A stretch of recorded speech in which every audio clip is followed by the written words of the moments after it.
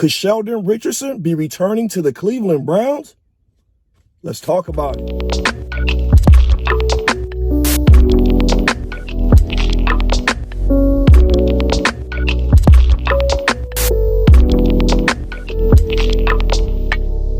What's up, everybody? Welcome back to the Sports Sanctuary.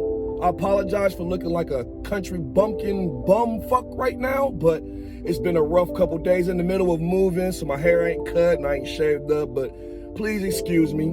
But anyway, we're here today to talk about Sheldon Richardson and his possible return to the Cleveland Browns, which I don't know if it's possible, but is it possible? Kay Cabot, who is a beat writer for the Cleveland Plain Dealer and Cleveland.com, seems to think so. She reported yesterday that she thinks it's a very good possibility that Sheldon Richardson could restructure his deal and come back to the Cleveland Browns a little bit cheaper and remain a Brown to help on that defensive line. And this kind of confuses me because at the time, if you guys watched the last video I did on Sheldon Richardson, you know that it wasn't a move that I was exactly happy about. It also wasn't a move that I was panicking about either. I liked Sheldon Richardson. He was one of the better tackles, one of the better members of our defensive line last year. I wanted to see him come back. When they signed Clowney and they released him on Friday, I said it could be a good move if Clowney stays healthy, but if Clowney goes down, then it's like we lost two linemen for one. And that kind of bothered me. But at this moment in time, I wasn't panicking. And when they let him go, I also said they probably asked him to restructure his deal at the time, and he just didn't want to restructure his deal, and that's why they let him go. So I'm kind of confused on why the possibility of him coming back would be swirling around the league now. Because if the Browns wanted to let him test the market, they didn't have to cut him to do that. They could have gave him permission to talk to teams and see what kind of prices that he could get on the market. They didn't have to release him for him to check his market value. So before this report came out from Kay, I was just assuming that they asked him to restructure his deal and he said, nah, I'm cool, I'll go test the market. So if that was the case, then why would you bother coming back unless you just can't get the money that you were thinking? So I don't know, it just kind of confusing to me because they could have restructured his deal and got him in there on Friday.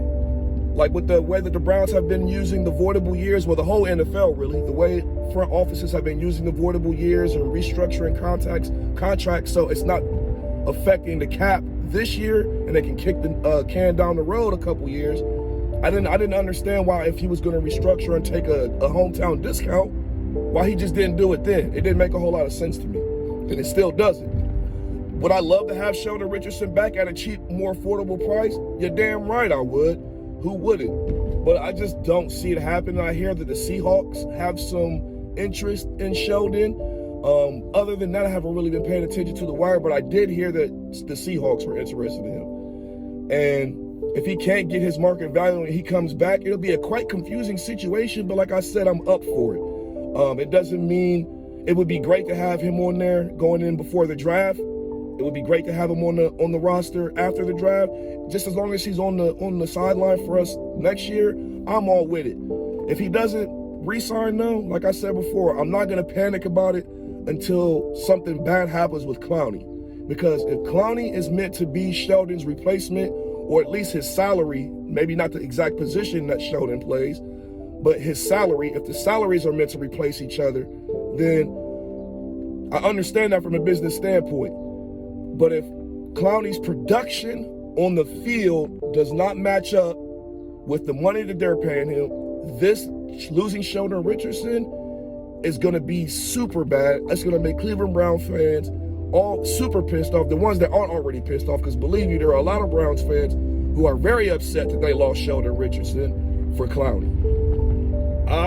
Like I said, I'm in the middle. I'm waiting to see how this season plays out before I myself jump on YouTube or jump on social media and start making all these huge hot takes and getting all pissed off and pulling my hair out and punching the walls and, just ranting and raving all the time about some of these moves, because it's easy to get upset or excited about these moves now, and then during the season, they don't work out the way you thought they would. You know what I mean?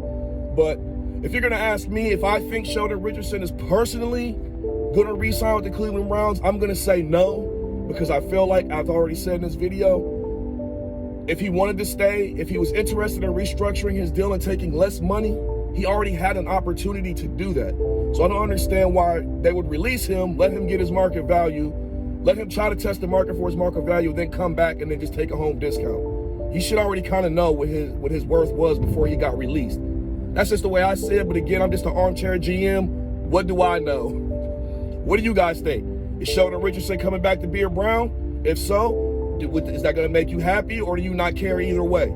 Let me know down in the comment section down below, and let's talk Browns football, baby. If you have any time, please, or you found any entertainment value in this video, please do me a favor. Hit that subscribe button, drop a thumbs up, and share the video with your friends. Other than that, that's all I got for you guys today, and I'll see you guys next time. Peace.